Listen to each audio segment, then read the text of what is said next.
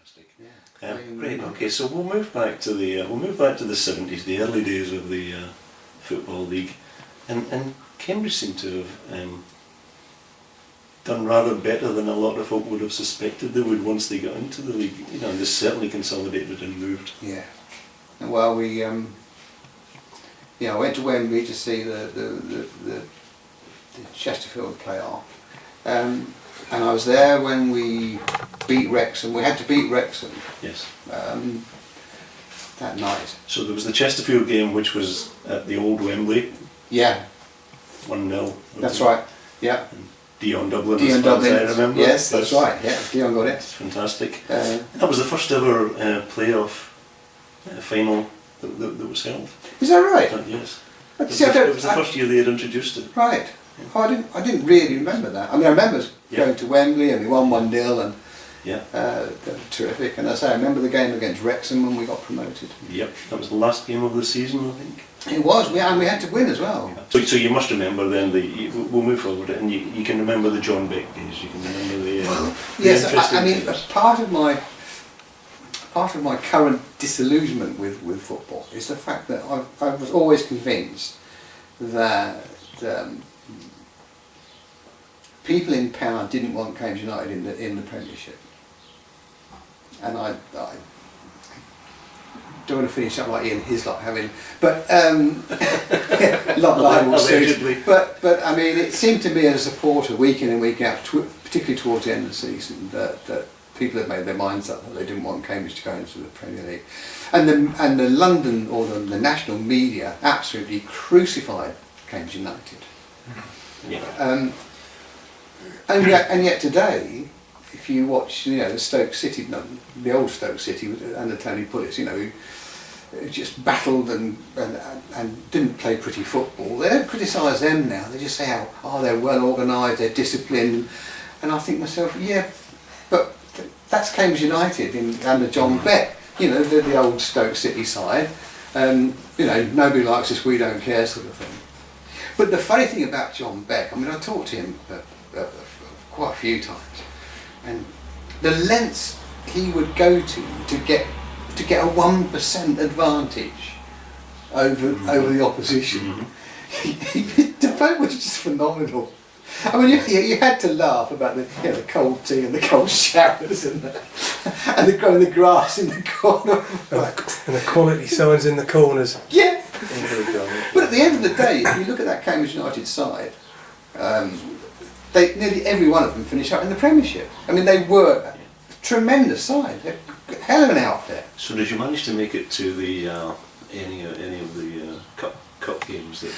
I was there. I went to Bristol when we drew in at Bristol City. Huh?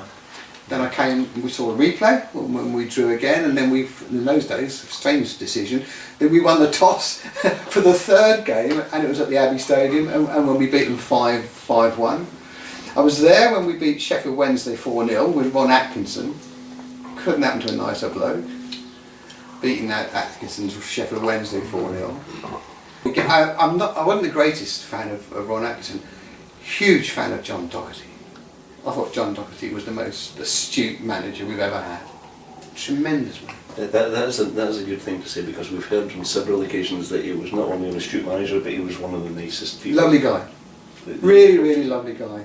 I remember being invited again, the perk of being the chairman. They invited me to the PFA dinner at the Hilton, and I went with John Rushton and John Doherty and Keith Lorry, and we joined the Cambridge United table. And after the meal had finished, all the players, of course, went off to the ballroom. So all the players went off in one direction, and John Doherty and David Rushton and I, we just sat, and John Doherty went and bought a bottle of whiskey, as he would, and we just sat and talked football until 3 or 4 o'clock in the morning. The three of us, we just sat and talked football. What a night! And it was just superb. You've actually mentioned 2 of my favourite games, if I can, just because I may well edit this. 2 of my favourite games, the Bristol game, the replay 4-1. 5-1. 5-1 because I remember the last goal and John Taylor chipped the goalkeeper and turned away before it was even. And we've heard, you may remember the Sheffield game, the Dion Dublin goal from Yes. that game. Yeah. We've heard that on several occasions, over his shoulder, turned, volleyed into the net. Fantastic. Okay, I mean, you know, he didn't play for England for nothing. He was a class act from us. Much better. And yet the side was criticised because we played. But from a fan's point of view, you know, we used to get the ball, we used to get it down the wing, we used to cross it in, and go, oh, make scrap for that. And it was Dublin and Taylor. So exciting for the fans because there was action. All the time there's action. And I've sat and watched some of these World Cup matches, and it was rage about the World Cup, and I'm thinking, is it me? I'm actually quite bored. I mean, there's one side desperately trying to go for a 0-0 draw and see if they can win on penalties, and then the other side, well, we might have a go, but we don't want to lose either. And I'm sitting there thinking, no. Cambridge United, Taylor, Dublin, all in the box, have it. Have a go at that. So how did you manage to get involved with behind the scenes then, with Abbey Action and all this? Tell us the story Well, of that. I was the entertainment officer for the city, so it made me a bit of a sort of local celebrity, if you like. He says, not being too immodest. And I was approached. They wanted to form this new fundraising committee, and I was approached. I can't remember, but I think it was Keith Lorin and Colin Proctor maybe. And they approached me and said, would I be prepared to be chairman? And I said, what are we doing? We're going to raise funds for the club. So I thought, well, yeah, I can't say no to that. I said, yeah, absolutely right. So I became chairman, and I was chairman for 9 years, until I'd actually run out of ideas and run out of, I thought it was time for somebody new. So I did 9 years. And we did so much fundraising. And we also did one or two superb, he said again modestly, we also did a couple of superb things for the club, and one of which, well, it's a fun one. I had Jasper Carrott booked in to do a concert for me. Mm-hmm. And I was talking to Jasper and his manager after the gig, and we got on the football because he was director of Birmingham City. Mm-hmm. And then we played Birmingham City, and so we chatted again. But Jasper was there. I think we beat Birmingham that day, if I remember rightly. And he said, Jasper said, do you know what, Derek? He said, this is a super little club. And this is the director of another football club. Yeah. And a big one at the time. I mean, I know they're not playing, but they're a big club. I said, yeah, I think so. So I think they're a super little club.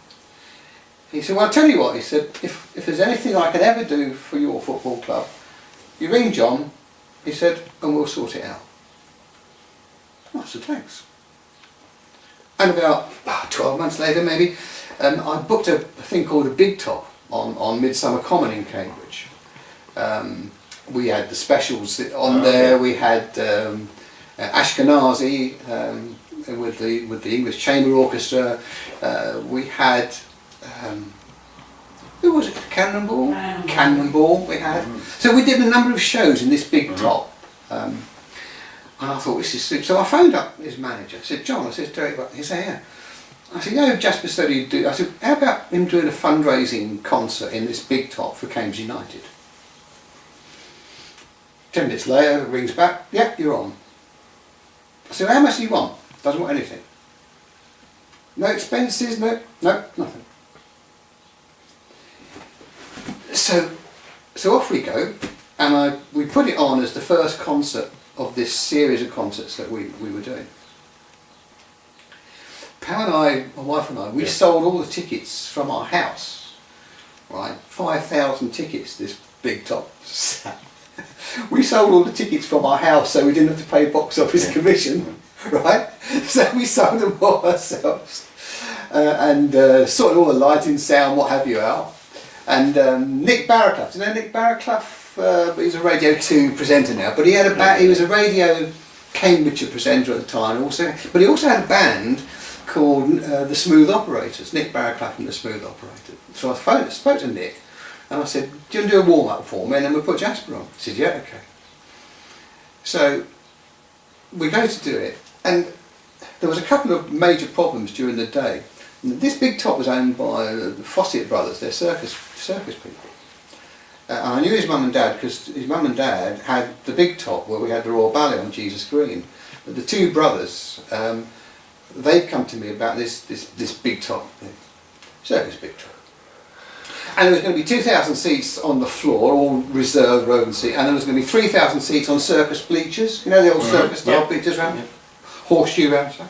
So we put all the chairs in, blah blah, that day of the concert, and I said to these boys, when are these bleacher seats coming in? That's all right, they're only at Madingley, we just got to we just pull them in and drop them. Okay, fine. And about an hour or so later, I said the same thing. When's they coming? Anyway, cut a long story short, they never arrived. So I've now got 3,000 people that have bought tickets to sit on these bleachers, and I haven't got 3,000 seats for them. I've got a large empty space. So this is when you panic. Because I've got people volunteering to act as stewards, so they'd never stewarded the concert before. I've got several entrances to this big top, so I could only be in one place at a time. And it was chucking it down, absolutely pouring. Well, it's bedlam, absolute chaos, because we're trying to tell 3,000 people, we're trying to tell that they haven't got a seat for this concert. And in all this rain and what have you, I said to Nick back, if you go on and stand and play. And it's just bedlam, absolutely. It was one of the worst situations I've ever found myself in. And the band finished, and Jasper Carrott walked on stage. He said, "Good evening, Cambridge," and everything just stopped. They just stood or sat where they were. Do you know what? We didn't refund a penny. He was that good, Jasper Carrott, that nobody complained that they hadn't got a seat. They all just stood around the perimeter. I suppose to be fair, the fact they were out in the rain was a good thing. But so that raised some money. So that raised, well, can you imagine, 5,000 seats with no expenditure. And then we did probably the best concert I've ever seen was classic rock at the Abbey Stadium, and that was the London Symphony Orchestra.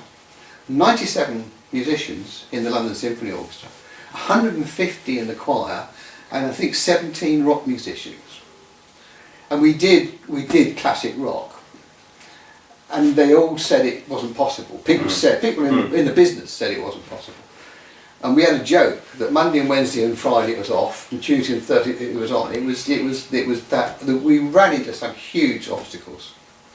But in the event we got it on, and it was terrific. We had Ralph Ravenscroft there, the guy who did the sax solo in Baker Street. Yes. So we had him as a special guest artist, yeah. And when they did Baker Street. Just superb. I mean, for all the problems that we had, including Ian Darla saying we couldn't have any vehicles on the grass. So we had to build a stage big enough for 150 choir and 100 and something musicians covered in case it rained. Without actually taking any vehicle onto the grass, because Ian Darla didn't want. We will remind Ian of this because he's interviewed in a couple of weeks. Well, remind me of that. Remind them of that. Okay. Yeah, because we did that. And at the end of the day, we were blessed with a beautiful May evening. We had the England World Cup squad there, or at least the southern part of the England World Cup, because they were flying out from Heathrow, and the northern players were coming from somewhere else. And they all turned up. And we had this wonderful concert. It was just superb. I mean, anybody who was there, you know, it's a concert that lives in my memory. I'm sure it will with others. Did you ever hear what the money was used for, or did it just go into the coffers? No, we put the money into the coffers. We did race nights, we did casino nights. We had an Abbey Action open day, Cambridge United open day, where we had red rum. Now I was looking. No, don't you laugh. I was looking for a celebrity to open this open day, and we couldn't find one. And in the end, this bloke said to me, one of the agents said, "Well, I'll get you red rum." What? So I went back to the committee. I said, "Look, I can't find anybody, but you can have red rum." So they said, "Oh yeah, all right." So we booked red rum as a celebrity for open day. But I mean, so I'm not really horse racing, but there were thousands turned up to see red rum. Was Ian Dadler there? I wondered if Ian would have let red rum on the pitch. Now, see, he was fine about that because we had things like we had a little junior football competition on for various school sides and what have you. We had to beat the goalie, so we had, I can't remember, was it Webster Melton at that time? Anyway, it was, because everybody wants to take a penalty against yeah, of course. Kerry's not a goalkeeper. So we did various fundraising things, and we actually raised quite a lot of money. I mean, and that was really a really good day. Can I just say, wasn't there a player bought with the money from Abbey Oh, well, Action? that was my idea. Peter See, Butler. you can blame me for this one. This was one of my better ideas. This. We were struggling to score goals. I can't remember who it was. And I said, well, look, I said, we're supporters. If somebody came to me and said, would I put a £5 in a bucket to buy a player? I said, I'd put a £5 in. I said, I suspect most of because at the end of the day, there's about 2,500, 3,000 hard-core Cambridge United fans. So anyway, cut a long story short, good idea, Derek. Got buckets out and we all stood at the turnstiles and what have you, and asked people to put money in to buy a player. On the basis that what we would do is we would try and raise enough money to pay the sort of transfer fee, if you like. And we raised it over 10,000. The bad news is, of course, they bought Roy McDonough. And people were generous and they did contribute. And so we collected over £10,000. And we gave it to the club on the basis they paid his wages, but that was 10 grand towards a transfer fee.